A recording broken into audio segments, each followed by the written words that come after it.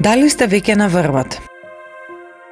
Дозволете си сите планински врвови кои сте ги освоиле во вашиот живот да ви бидат ваша нова почетна точка. Ако не можете да разберете дека постои нешто во човекот што сака да одговори на предизвикот на овие планини и да сака да се сретне со тој предизвик и дека борбата е истата онаа која е својствена на животот, тогаш нема да сватите зошто тоа го правите. Џорџ Малори. Сигурно сте направиле барем една работа во својот живот која била надвор од вашите секојдневни граници. Исто така, можам слободно да претпоставам дека сте ги преминале границите на собствените навики едноставно од забава, нели? Минатата недела бев на планинарење на Карпатите и одлучив да се искачам на Ритајн. Вештите планинари веројатно сметаат дека ова е една мала височинка. Можете да отидете и до самиот врв.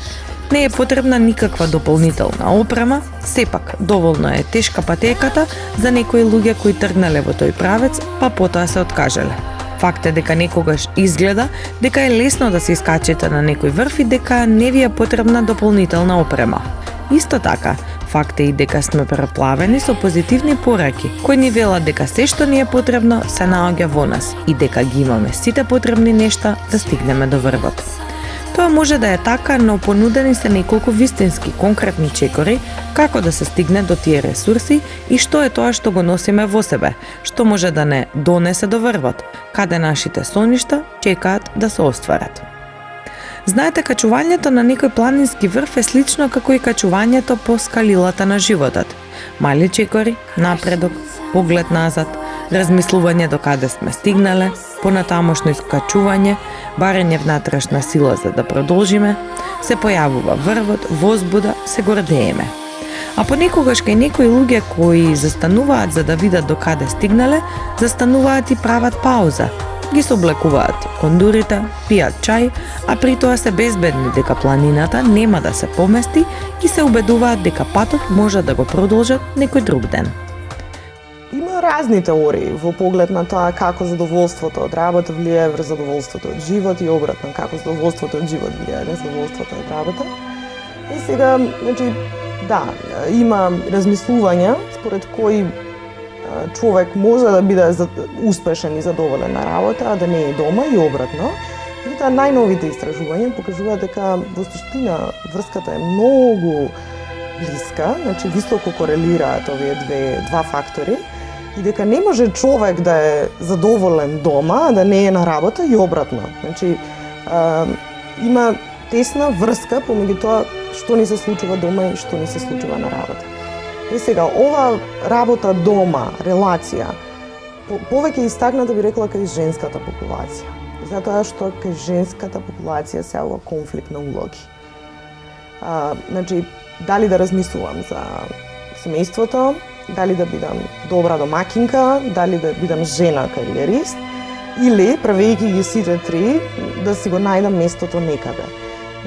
Тука може да се каже дека многу под поголем стрес живеат мајките, да кажам, или жените кои што имаат и кариера, и семејство, се и сопруги, и мајки во исто време, пред се затоа што не може да се одлучат која улога е поприоритетна во моментот.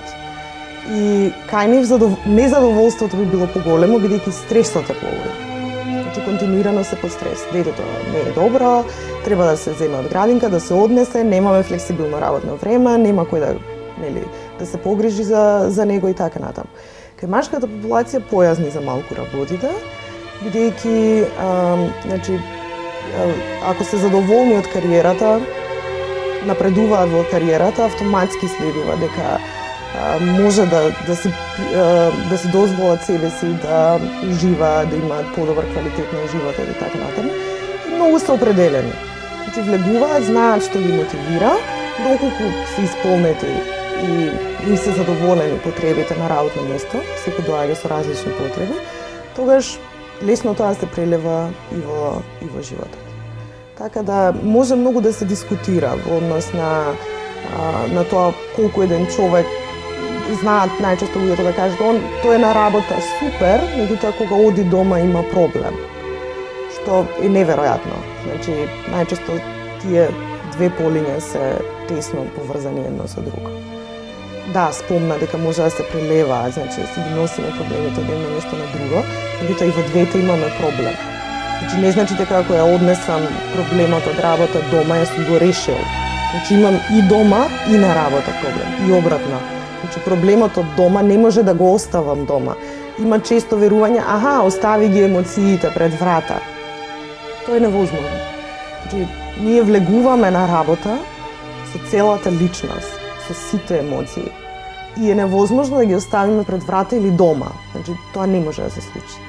Затоа треба да се подигне свеста во организациите дека многу е важно да имаат вработените психолошко-социјална поддршка во текот на работењето. Значи да имаат простор или луѓе кои што се одговорни во рамките на нивните оддели за развој на човечки ресурси или некоја особа со која што ќе може да седнат, да разговараат, да направат пауза, значи кога имаат проблем да го споделат со некој. Постојат и други сценарија каде луѓето велат: "Па ова е лесно, јас можам да го направам." Поминуваат 2/3 од патот и се предаваат. Вложуваат толку многу енергија, труд, средства во тие 2/3 од поминатиот пат, па продолжувањето понатаму им изгледа безсмислено. Дали тоа некогаш ви се случило? Да вложите многу во себе, да стигнете скоро до врвот и да одлучите да се вратите, од каква и да е причина. Ако не се случило, ќе ви се случи. На ваков начин многу се учи. За некој ден кога ќе го собераме сето знаење, се што сакаме е да се искачиме што повисоко и повисоко. Имав слично искуство кога отидов да се качувам на ѕид. Бев скоро на врвот, а внатрешниот глас почна да ме заморува. Навиваше за мене, но и против мене. Знаеш дека можеш да стигнеш до крајот. Почни да се спушташ. Имаш многу работа која те чека. Ова не е вид на спорт со кој треба да се занимаваш. Сакав да се откажам и бев блиску до тоа решение, но моќта на групата и одличниот тим со кој бев ме поддржаа да останам да продолжам понатаму. И бев многу благодарна за нивната поддршка. Беше тоа еден од оние важни моменти од мојот живот, каде во многу краток период учите многу за себе и за тоа како да се справите со животот и со се она што тој го нуди. Ние сме море од ресурси. Имаме се што ни е потребно за да стигнеме до врвот, до било кој врв, без разлика колку е тој висок. Она што најмногу им фали на повеќето луѓе е превземањето на акција. И тоа е она што недостасува кога читаме и слушаме позитивни пораки. Превземањето на акција е еден од клучните фактори кои се потребни за да се стигне до врвот. Барањето на нешто што го имаат во себе, бара да знаете каде тоа го барате. Која е поентата да се имаат ресурси, ако не сте доволно поттикнати за да знаете каде да барате? Имајќи го тоа на ум, почнете да барате по вашата богата датотека на меморијата, сите оние ситуации во кои сте се снашле, каде сте се изненадиле сами себе, каде сте посегнале по сопствените ресурси без да сте воопшто свесни што правите. Еднаш кога ќе ги најдете тие моменти, ќе ги преживеете уште еднаш, како да се случуваат сега. Ќе се вратат сеќавањата и ќе откриете дека снаодливоста, која ве довела до врвот, вашите сили и ресурси, биле вашата најголема поддршка. Дозволете сите планински врвови кои сте ги освоиле во овој живот да бидат вашата нова почетна точка. Веќе знаете дека имате многу на располагање кога посегнувате кон својата внатрешна сила длабоко во вас. Значи, донесете одлука тоа да го претворите во навика. И јајде да се најдеме на врвот.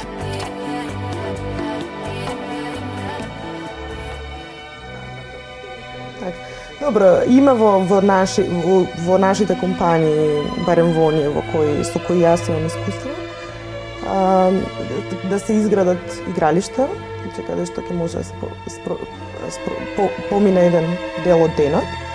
Значи имаат игралишта за фудбал, тенис, кошарка, фитнес центри, па имаме и компании кои што им овозможуваат на вработените да си го дизајнираат работното место како што сакаат, значи се купат каква сакаат столица, да се залепат какви сакаат слики, па дури и боксерска вреќа, доколку тоа им е потребно. Или пак пред канцелариите можеме да најдеме боксерски вреки, пред канцеларијата на менаџерот, па тоа што е лут која ќе излезе може слободно да се испразни на тоа место, што и како се можеби навидум смешни или неприфатливи, меѓутоа пожелни моменти, не коштаат многу, значи не се нешто што компанијата не може да се го дозволи, а и како може да им помогнат на луѓето да функционираат подобро.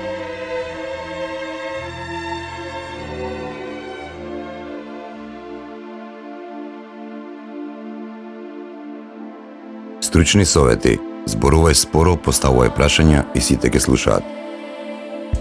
Сосема сигурни во себе. Додека зборувате, гледајте ги луѓето во очи, смејте се и немојте да стоите згрбавено. Често говорот на телото е поважен од она што зборувате. Не ги прекинувајте другите, а во зборувањето избегнувајте го. Ако треба да продадете идеја или некој производ, пред да започнете да зборувате, земете воздух и кратко размислете за она за што сакате да зборувате. Тоа ќе ви помогне да се подготвите, додека другите ќе добијат впечаток дека размислувате за тоа што ви е важно што ќе кажете.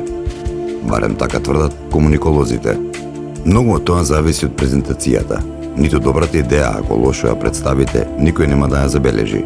Впечатлив контакт очи во очи и насмевка се најдобар доказ за самодоверба. Затоа вежбајте ја оваа техника.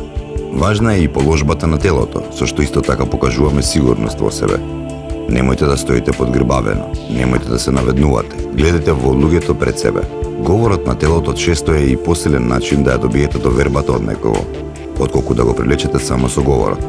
Обидете се да зборувате со полни гради и со подебел глас. Кога сте нервозни, гласот може да ви затрепери, па така оној кој зборува може да го загуби кредибилитетот. И плюс тогаш обично зборуваме пребрзо, па ако сакаме да оставиме впечаток на уверлива личност, забавете го говорот.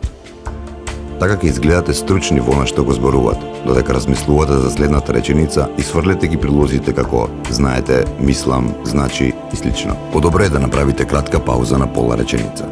Комуниколозите предупредуваат да не ги завршувате речениците со прашање, како например разбирате, така ќе се чини дека барате потврда за она за што зборувате. Со тоа покажувате несигурност. Однесувајте се како сите да ве разбираат и оставете простор за потпрашање. Представувањето е многу важно, затоа јасно изговорете го своето име. Кога некого запознавате, секогаш јасно изговорете го сопственото име и компанијата или професијата и точната причина поради која се јавувате. Речете, например, потребна ми е ваша помош или можеби можам да ви помогнам. Добар вовед и добро представување можат да покажат како сте вредни и некој да ве сослуша затоа што имате што да кажете. Не се плашете да прашате. Луѓето ќе го ценат фактот што не ви е страв. Бидете спонтанни и љубопитни, покажете дека сте заинтересирани за вашиот соговорник. Прашајте за се што ви интересира. Некогаш и навидум глупите прашања може да доведат до важни одговори, а луѓето ќе го ценат тоа што не се плашите да прашате. И тоа е добар начин да покажете дека сте сигурни во себе. Ако изгледа дека се забавувате, никому нема да бидете досадни. Кажете некоја анекдота, приказна од сопственото искуство или пак духовита досетка. Кажете дека сте возбудени за тоа што можете да ги представите своите идеи, што можете да ги одвоите интересните податоци и бројки. Ако изгледа дека вие се забавувате и на другите нема да им биде досадно. И секако мислите на тоа да го задржите темпото на исто ниво до крајот на презентацијата. Палбите упатени на сопствената сметка, како и претераната впечатливост, се знак на несигурност. Луѓето кои постојано се фалат го вртат вниманието само на себе и со тоа покажуваат како всушност не чувствуваат дека заслужуваат нечие почитување. Тоа е исто како да носите знак. Ве молам, забележете ме и кажете дека сум посебен. Исто така не барајте постојано да сте во центарот на вниманието, ниту пак постојано да се разговара само за вашите проблеми. Важно е да знаете да ги прифатите сите комплименти. Наместо да ја омаловажувате нечија пофалба, бидете благодарни и љубезно возвратете во соиста мерка. Дозволете им на другите да уживаат за тоа што ве расположиле. На тој начин ќе се воспостави рамнотежа помеѓу давањето и примањето. Благодарноста и искреноста се цврст знак на самопочит. Не ги прекинувајте другите и никако не одговарајте. Не споменувајте авторитети само за да истакнете кого се познавате. Не влегувајте во просторијата како освојувач и не ги прекинувајте луѓето кога зборуваат, само затоа што на се имате одговор. Не трудете се да докажувате дека сте попаметни и подобри и не оговарате конкуренцијата. Немојте на луѓето да им велите, тоа е глупо или не знаеш што зборуваш. подобро е да изнесете аргументи.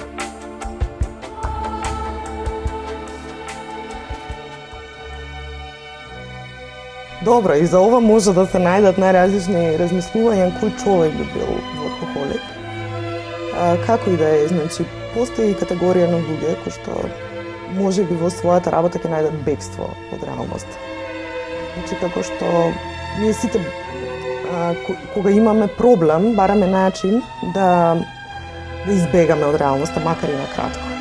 Значи, некој го прави тоа со тоа што ќе се напие чашка алкохол или ќе отиде некаде на некое време или ќе континуирано ќе биде присутен на забави или на места каде што нема да мисли на проблемот. Сега како што можеме да избереме такви алтернативи, една од алтернативите е да си изберам работата, бидејќи многу социјално пожелна и прифатлива. Значи многу неприфатливо е доколку посегнам по алкохол, дрога или влезам во некоја психосоматска болест, па си го повредам телото, значи без разлика дали тоа значи шеќер во крвта, притисок покачен, болки во желудник. Многу поприфатливо е јас да си одам на работа. И таму да си бидам во својот свет, значи во она што си го правам и 24 сати да си бидам во својот свет. Ова другото, овој проблемот што го имам, не ме интересира што е, затоа што не го гледам додека сум на работа. Сега, алкохолици или луѓе кои што влегуваат во тој процес, многу брзо горат, значи прегоруваат. Затоа што од една страна трошат многу енергија да го потиснат проблемот, кој што е реален и жив. Значи, проблемот може да биде не сум задоволен од својот живот, не сум задоволен од својот статус, или може би имам некоја животна криза моментална, како што е развод, промена на живеалиште, без разлика за кое незадоволство се работи. Така да, од една страна трошам многу енергија да го нема, од друга страна премногу се трошам затоа што, нели, влегувам во едно поле во кое што 24 сати сум присутен. Така да прегоруваат многу брзо од стрес и повторно имаат други последици, како што се психосоматските заболувања што претходно ги наведов, тоа се благите варијанти, нели, ако не ги наполнат батериите, не се направи нешто во врска со тоа, значи со тек на време тие може да станат фатални. Значи алкохолизмот значи бегање од реалноста преку работа и не е пожелно како таков. Затоа што не се состои животот само од работа. Работата е еден дел во кој што сме креативни, даваме максимум, меѓутоа нели го правиме она што го сакаме и таму ги полниме батериите, како и да е потребни се и другите аспекти во животот. Животот има и други вредности. Треба да го живееме и тој дел за да се оствари врската работа дома. Може би на момент изгледа позитивна за организацијата и за другите луѓе, со ефектите што таа особа ги има врз работата, меѓутоа за самата особа е еден од начините. Сега има и по-нездрави начини на бегање од реалноста, што ги спомнав. Меѓутоа, пак ќе кажам, ако е долгорочно, и како има негативни ефекти. Безпрекорно користи го својот збор. Безпрекорен значи без греф. Се што ќе направите против себе е греф. Кога верувате во лагите, ја користите моќта на зборот против себе. Кога верувате дека никој не ве сака, дека никој не ве разбира, дека никогаш нема да успеете, вие го користите зборот против себе. Многу филозофии ширум светот откриле дека лагата всушност е извртување на зборовите, а некои традиции тоа го нарекуваат зло. Јас повеќе сакам да кажам дека ние го користиме зборот против себе, бидејќи кога ќе се осудуваме себе си и се сметаме за виновни, ние тоа го сметаме за зло. Не го сметаме за зло тоа што се отфрлуваме себе си и кон себе постапуваме многу полошо отколку кон своите миленичиња.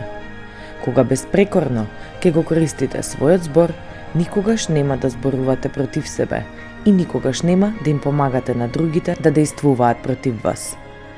Да се биде безпрекорен значи своето знаење да не го користите против себе и да не му дозволите на гласот во главата да ве малтретира. Запомнете, зборот е вашата моќ, бидејќи зборовите ги користите при создавање на својот виртуелен свет. Зборовите ги користите при создавање на главниот лик на својата приказна. Секое мислење за себе, секое уверување се состои од зборови.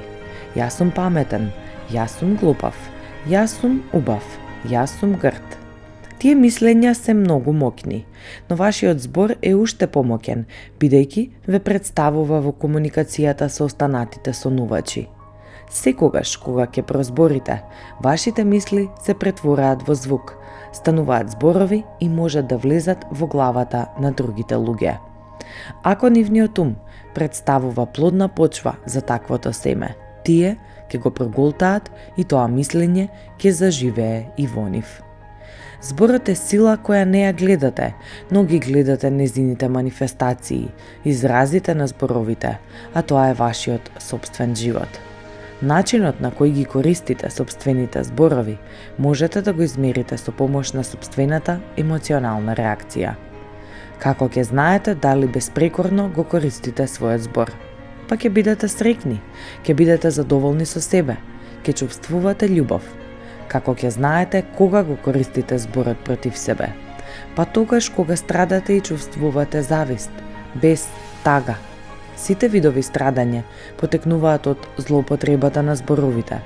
Прочистете ги своите зборови, тие ќе станат безпрекорни и вие никогаш нема да се изневерите себе си. Ако ја усвоите спогодбата која ви наложува безпрекорно да го користите својот збор, тоа ќе биде доволно за да се вратите во рајот кој луѓето го изгубиле. Доволно да ве врати кон вистината и да ја преобрази целата ваша приказна. Безпрекорно користете го својот збор. Многу е едноставно.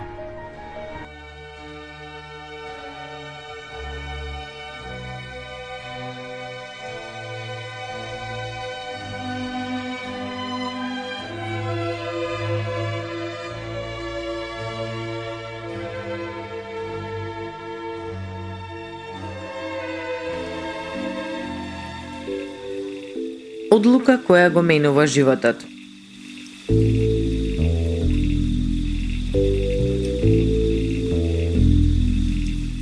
Драг основач на бизнис. Зборувањето во јавноста знае да биде страшно. Зборувањето пред тотални странци може да биде уште пострашно. А ако пак уште сте интровертни по природа, тогаш работата може да стане доста лоша, па да се парализирате во моментот. Таков беше животот на Рафаел Перес. Раф е срамежлив човек. Кога тој зборува, мораш да се навалиш за да го слушнеш. Плюс тој беше и многу резервирана личност, но имаше визија за она што сака да создаде и знаеше дека ќе мора да излезе од својата комфортна зона ако сака да ја оствари својата визија. Знаеше дека ќе мора да се соочи со еден од неговите најголеми стравови – да се представи пред луѓето.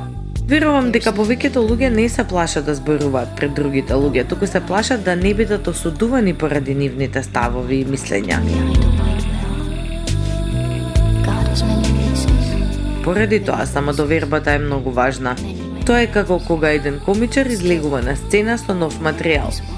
Врска нема дали идејата ќе запали, но времето и искуството ќе покаже и на тој начин се постигнува самодоверба. Но бидејќи тој беше човек кој има своја мисија, знаеше што треба да направи.